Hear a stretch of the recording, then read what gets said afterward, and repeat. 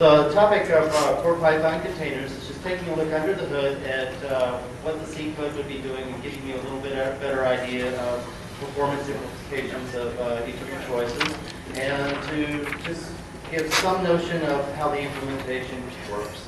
I put up a URL at the top for people who are clicking on their laptops who want to actually take a look at the source code as we go along. There's a tiny URL version listed in the middle of the page. I'll leave that up for just a few seconds for those clicking away.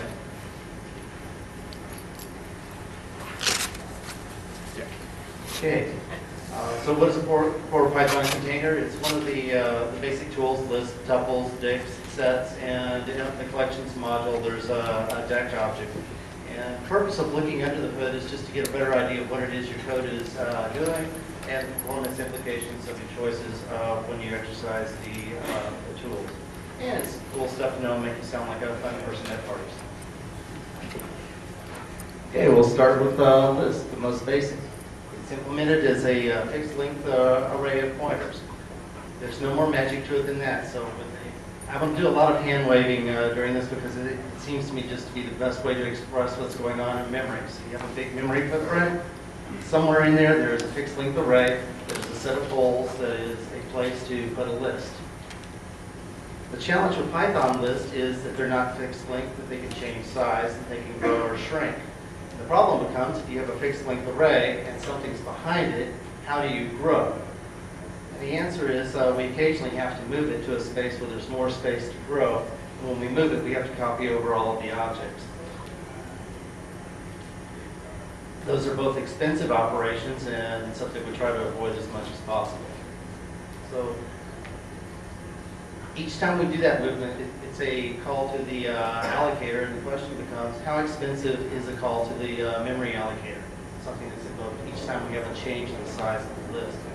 And the answer is your mileage may vary. It depends on your implementation. Some memory allocators are particularly good. There's some, let's say, associated with blue screen of death that have particularly bad performance and fragment the heck out of memory. But the good ones, the calls are very cheap. And the bad ones, any call to it is expensive. And the good ones strategically lay out the memory so that when you do resizes, they tend to not have to move at all. And it makes a lot of operations free. And that's why there's some radical variation in the performance of Python between different installations and different builds.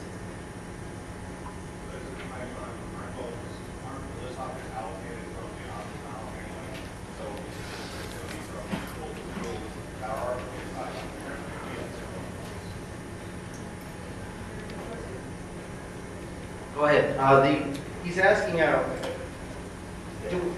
is Python's strategy to take a huge chunk of memory and then to internally allocate it in fixed size blocks so that Python itself had control over it? It's not talking to the system's allocator. Is that a correct restatement of the question?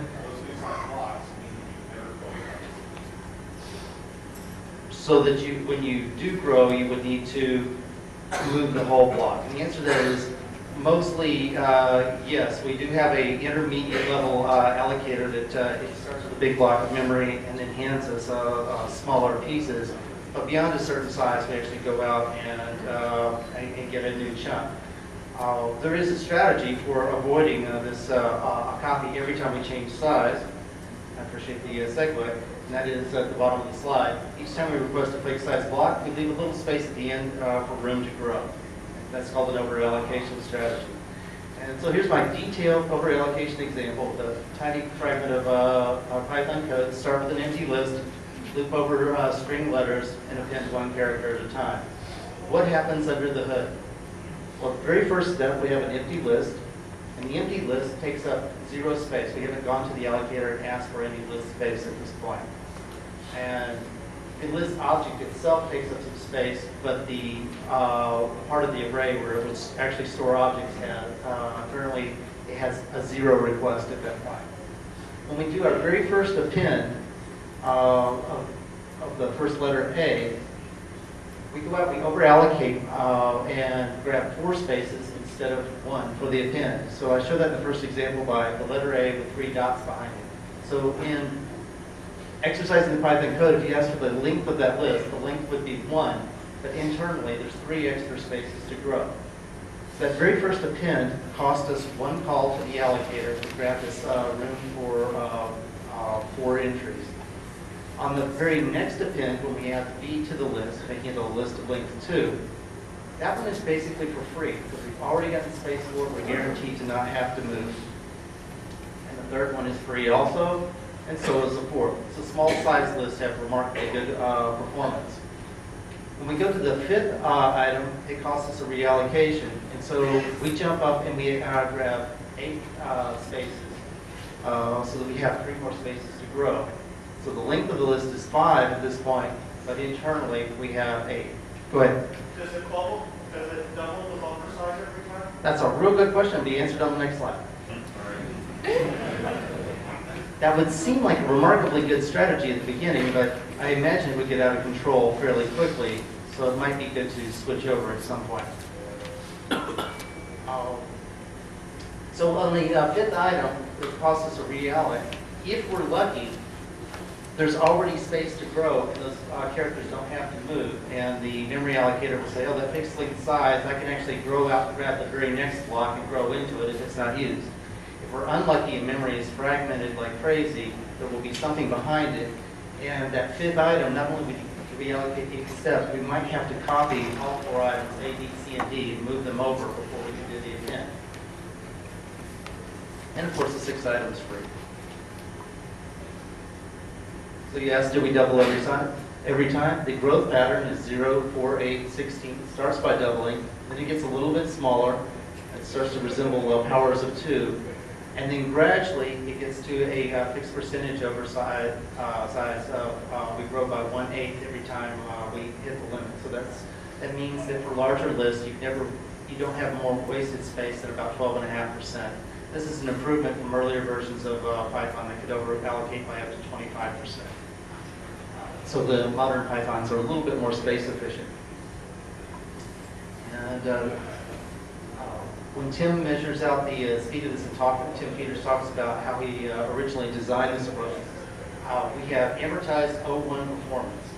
What he means is that on average, it takes about the same amount of time to allocate each element as if there were an infinite amount of space to grow into. Occasionally we resize, but because that resizing occurs less and less frequently with larger and larger lists, when you multiply the frequency times the number of times that it occurred, the number of insertions that we did, it actually works out the same as if there were a constant insertion time.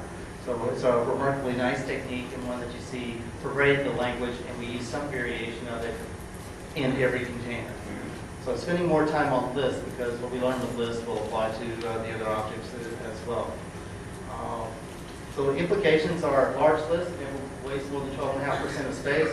Large lists, as you're appending to them, almost never cost you a reallocation. Most of your appends are basically for free and tacked on as if there had been no data movement, which makes them really nice to use. It's a highly optimized container. For really short lists, remember our very first allocation is room for 4 pointers. So if you have a list of 1 or 2 items, you've wasted up to 50% of, well, potentially more than 50% of the space. If you only need 1 item, you've got room for 4. So you have several times more than is necessary. It's tiny, but one common design pattern is to have a program that's full of bazillions of tiny lists. So there's a space implication there. And the current design just reflects what we thought were the best set of trade-offs for most applications that works the best most of the time. So we covered what happens when arrays grow, what happens when they shrink. And the answer is we need a different resizing strategy than when we grow. Because if we're the same, there would be some magic point that if you appended an element, it'd go reallocate and move. And then when you did a pop, it would do the reverse, reallocate and move. And it would thrash back and forth with a common design where a list is used as a stack where you do a set of appends and pops. To avoid that, all we need to do is have a different resizing strategy for going down. And the resizing strategy is fairly conservative. It says basically do nothing until we've got half of our space wasted. So if you've got 100 100 elements allocated, once we pop down to about 50 elements, at that point it'll resize down to 50. The implication of that is list pop is very, very cheap. It almost never touches the memory allocator. It basically grabs the pointer in question, increments its rev count, and then it shortens the count of the length of the list without doing any data movement at all. So all of your pop operations have almost no calls to the allocator. And then even when we have to call out to the allocator and say, I'm going to free this memory back up, it tends not to relocate it in memory. The allocators are often smart enough to say, okay, for shrinking, it's like I'm not going to move it. I'm just aware that the space on the tail end of it is now available for other lists. So we have summary so far is O1 performance for appends. No more than 12.5% of the space is wasted. List shrink when half of the space is available. Shrink just the space you need. It will shrink to just the space you need. Exception to that, very small lists, one fraction, one zero, one, 4. Yes, but I don't remember what it was. But that's a real good segue to why I gave this link. It's for those who read C or can just not even be a C programmer, but can kind of flip through the comments. You can go to the subversion tree, take a look under the objects, and go down to the list object. And there's a lot of these. A lot of the code has some fairly helpful comments inside. And the resizing logic is typically explained right at the top for each of these objects. Real good idea to try and do this on a fly roll.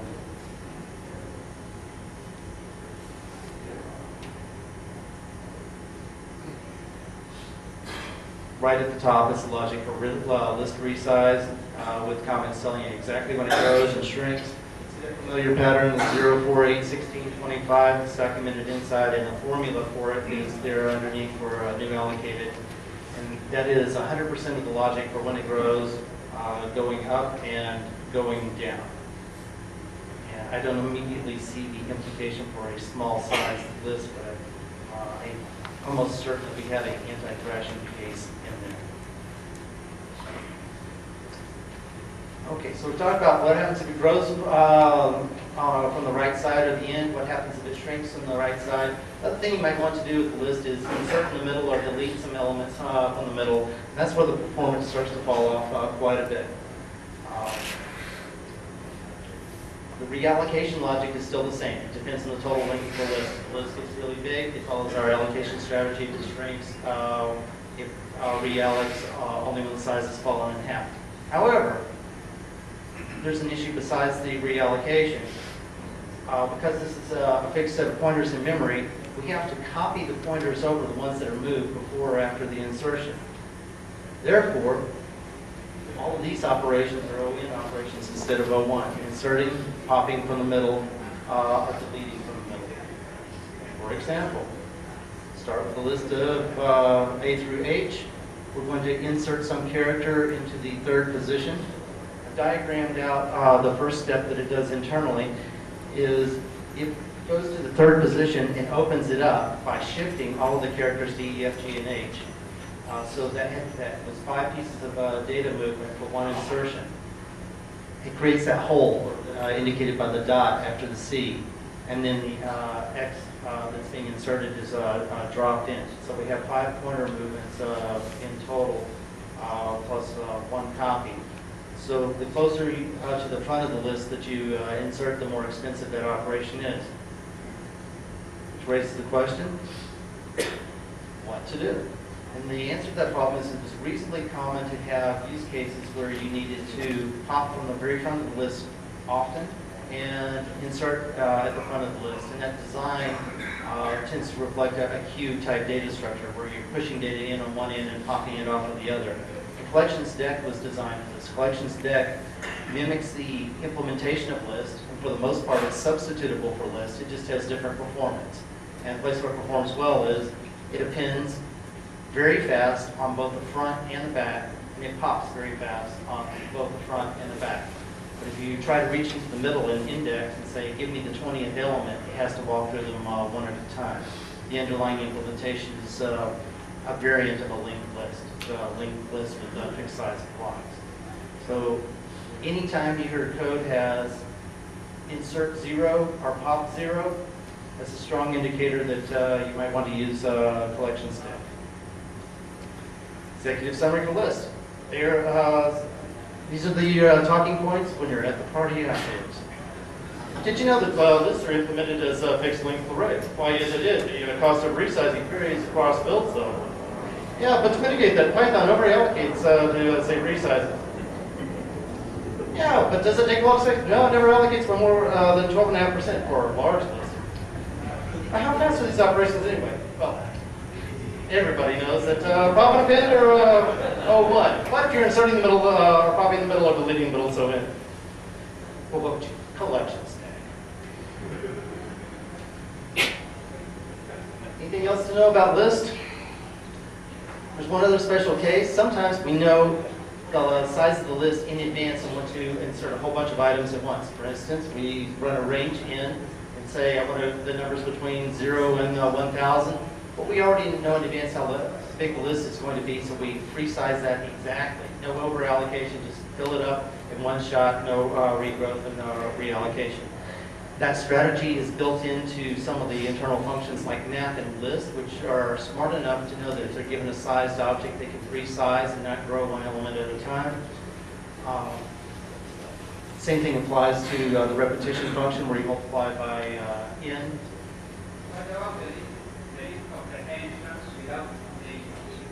The list comprehension cannot be smart enough because it is basically unrolled into a for loop, and so there's no way to pass up the information about how long the iterator is going to be. So the list comprehension would not be as fast as map in this case.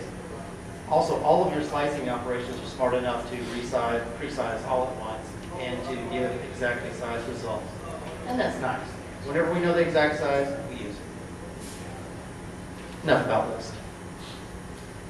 On to what Guido calls my pet data type. Sets. Sets that are implemented as they are fixed length hash tables. Each entry in the hash table has 2 elements, the object and its hash value. We start with the hash table of size 8. Whenever it gets 2/3 full, we grow it by a factor of 4. Why do I grow it so fast? It's to keep it sparse, because if it's sparse, we can search it very quick, and sets are all about, one of the primary use cases is unification, and its other use case is very rapid membership testing. Almost all of your set operations, like set differencing, require mini-tests to see whether one element is a member of another set. So that lookup has to be extremely fast. If it's smart, or if it's sparse, the lookups go very fast. On average, a random size set has 1.5 probes per contains test. So it's almost as fast. It's about 50%. It's 50% slower than finding the element in the first place you look every time. So going back to the theme that we had for our list, we said how fast do these things grow? All insertions are of 1. Most of the time, there's no resizing because we're growing by a factor of 4. These tables are fairly sparse, so there's typically on most of your calls, there's always room to insert. When we do hit that 2/3 size, we have to like list, make a brand new data space that's bigger, and then copy all of the elements over and reinsert them one at a time. That's a little bit expensive, but like the list strategy, it is amortized 0.01 in its running time, and it just doesn't come up that often. And all of your common cases, like the very small list used for our dictionaries used for keyword arguments, are handled by with no resizes at all. That basic size of a table of size 8 handles those. Almost all other small dictionaries fit in the very next resize, so there will only be one resize on the way up. And that's the overview of the details of the set structure. But there is a piece of magic that I think is wonderful. Sets know something that lists don't. They know the hash value that goes with the object. To get it inserted in the set in the first place, you have to compute its hash value. So we save that, and all kinds of wonderful things ensue. One is when you're looking up into a set, when you found your item, you potentially need to do a quality test to make sure that you found the right item. We do a couple things to make that test potentially expensive test cheaper. First is we check the identity. Is it exactly the same object? If the pointers are the same, then we don't have to bother doing an equality test. And that's kind of interesting because it means that if you overrode equality to always return false, you could still find it in a set. So, I'm never equal to myself, but I can still be found and say, yes, this is me. Who would do such a thing? IEEE 754 nuts who are fascinated with NANDs, because NANDs are not equal to themselves, but I can find them in my sets.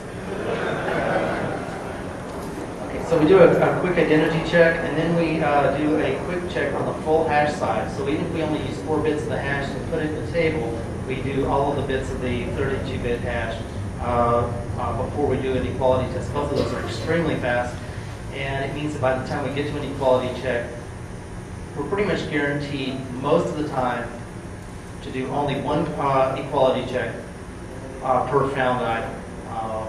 It almost never misses.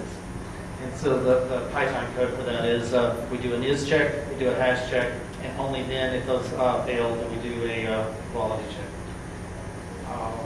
The other use of the stored hash values, I've optimized all of the internal set operations where you have, when you have one set interact with another, or one set interact with a dictionary. Let's say you take the difference of 2 sets, it never makes a call to PyObject hash. I realized at one point, sets already know their own hash values, so they should never have to call and look them up. And this is a big improvement over if you would try to implement your own version of sets using dictionaries, because 2 dictionaries can't talk to each other and say, hey, I already know my hash value on the lookup.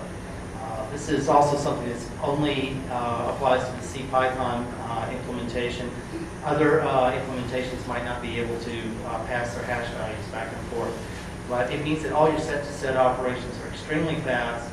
And doing things like a set copy, or building one set from another, runs at about the same speed as a list copy, about a fifth as fast. It just blazes. Moral of the story. When you get your data and you're going to do set operations, put it into a set just one time, and then all of the subsequent operations are cheap. So I'm comparing 2 sets of code here. The first one just is a naive implementation where we are doing several computations where we build the set each time. The first one is we take a union of the sets, or an intersection first, a union, and then a set difference. And I've computed set data 1 3 times in that example. And that's the expensive operation. The faster way to do it is to build the sets all at once, and then just compute the differences and intersections below. So the difference between those 2 sets of code is the second one. In all of the set operations, there are 0 calls to your hash function. And those are amazingly fast. Or another way to say the same thing is sets guarantee that they will never unnecessarily call a hash function. Okay, the party information. What do you know about sets? Well, sets are hash tables, of course, size 2. They're 2, 128, 512. They grow by factors of 4. They never get fuller than 2/3. The implication being that average random set requires no more than 1.5 probes on average for a typical membership check. And by the way, sets store their hash values as well as the object value, which enables really fast set-to-set operations. Insertion, deletion, row 1. Set-to-set operations are in the same ballpark of speed as a list copy. Set-to-dict operations are also optimized too, so they know how to talk to each other. For the practical user, just remember that building sets is more expensive than using them, so build them once, then do lots of manipulations with them cheaply, and just sleep soundly at night knowing the hash never gets called unnecessarily.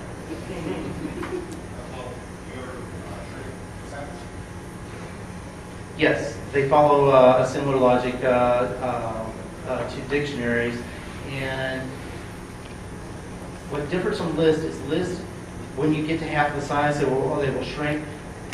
Dictionaries and sets never shrink. They stay in place as you wind down their size until you go back and make an addition.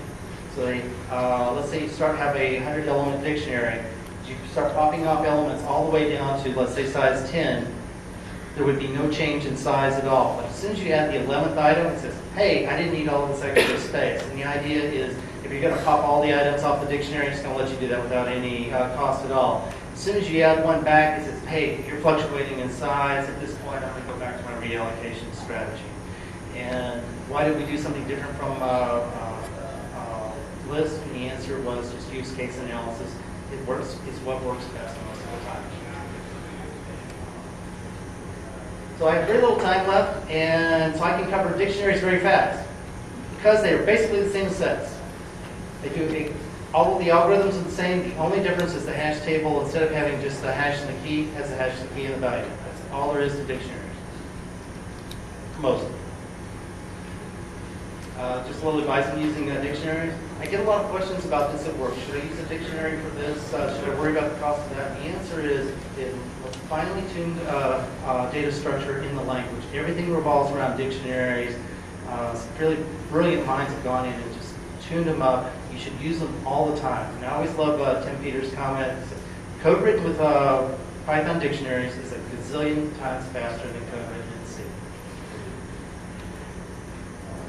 And on the one hand, it was an obvious exaggeration. On the other hand, he actually had a point that when you write in C, you don't have dictionaries available, so you tend to need a mapping, but do things in a non-mapping way that ends up being dog slow. So my version of it is if you need a mapping, but use anything else, try any workout around, it'll be dog slow, no matter what language you use. Wow, we are exactly on the money. After that, You're up. how do you basically deal with hash collisions?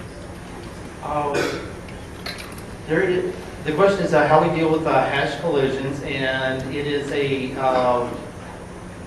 forgetting the name from news, I believe double chaining is the answer to it. And Tim Peters came up with a random number generating algorithm that uses a mod 5 multiplication that is done extremely fast in GCC compiles it into a couple quick assembly instructions, and it bounces around the hash table until it finds an open spot.